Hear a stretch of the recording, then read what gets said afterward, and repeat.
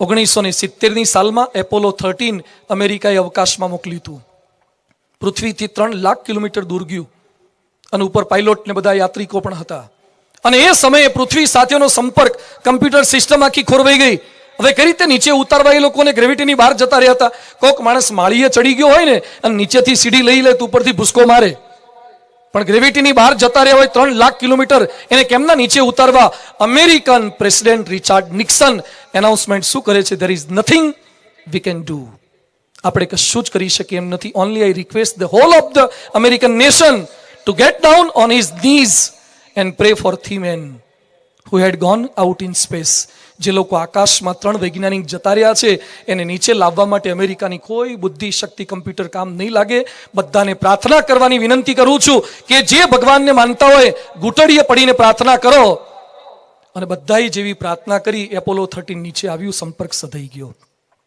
ભગવાન અશક્યને શક્ય કરે છે. મિસ્ટિક ઇન્ડિયા ફિલ્મનું શૂટિંગ નેપાળની અંદર ચાલતું હતું. દિલ્હી અક્ષરધામમાં, ગાંધીનગર અક્ષરધામમાં બતાવી છે. એમાં નેપાળમાં શૂટિંગ કરવા ગયા માઉન્ટ એવરેસ્ટ બાજુ, બરફ નહીં, અને પ્રમુખ સ્વામી મહારાજ ગોંડલમાં બિરાજમાન હતા અને સ્વામીજીને વિનંતી કરી, સ્વામી બરફનું શૂટિંગ કરવું છે, હિમાલયનું શૂટિંગ કરવું છે, બરફ નથી. સ્વામી કે ભગવાનને પ્રાર્થના કરશું.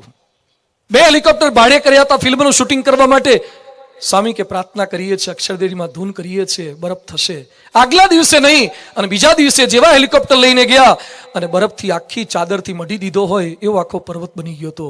એ ફિલ્મનું શૂટિંગ આખું દિલ્હી અને ગાંધીનગર અક્ષરધામમાં બતાવવામાં આવે છે. આ કોઈ અંધશ્રદ્ધા નથી, આ કોઈ કામણ ટુમણની વાતો નથી. સાચી તાકાત જનરેટ થશે, આમાંથી એક બળ પ્રગટ થશે. એટલે પરમ પૂજ્ય પ્રમુખ સ્વામી મહારાજ પાસે અબ્દુલ કલામ આવ્યા. એમણે 5 ફિલ્ડ નક્કી કર્યા હતા ભારતને મહાન બનાવવા માટે. અને એમાંથી સ્વામીજીએ બધા જ ફિલ્ડ જોયા પછી શું કીધું કે આમાં શ્રદ્ધા નામનું તત્વ ઉમેરી દો, શ્રદ્ધા ઉમેરી દો. અને ખરેખર આજે આપ સૌ કોઈની અંદર એ શ્રદ્ધા છે. એટલે આટલા દિવસથી આપ બધા લાભ લો છો, સરસ લાભ લો છો. શ્રદ્ધાનો દિવસ છે. શ્રદ્ધા એટલે શું છે? શું શ્રદ્ધા છે? શું ભક્તિ છે? એ શ્રદ્ધાની અનુભૂતિ કરવાની છે, ખાલી થિયરી નહીં. હું થિયરીની વાતો કરીશ, એની પ્રેક્ટિકલ અનુભૂતિ કરવાની છે. સાચી તાકાત પ્રગટ થશે, ભગવાનમાંથી બળ પ્રગટ થશે. અમેરિકાની કરન્સી પર લખ્યું છે ઇન ગોડ વી ટ્રસ્ટ. અમેરિકાની કરન્સી પર શું લખે છે? In God V trust. અમે ભગવાનમાં માનીએ છીએ. હવે તો મેડિકલ જર્નલની અંદર આવે છે, મેડિકલ સાયન્સ સ્વીકારે છે ધ હિલિંગ હાર્ટ.